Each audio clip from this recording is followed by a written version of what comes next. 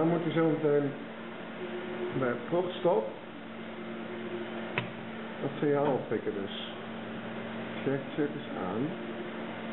Dat probeert hij dus. Ja, wat? Niet vastkozen. Ja, montage kun je veel mee hoor.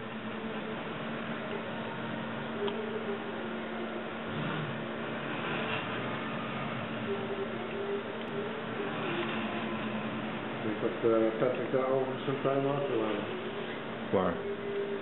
Tussen het opzetten op de afnamepositie en het weer in beweging komen om het volgende product op te halen. Dat is nu alleen voor de testcyclus. Dat, Want normaal meldt hij zich normaal gereed en dan blijft hij dat wachten tot hij netwerk, een startsignaal geeft. Precies, ja.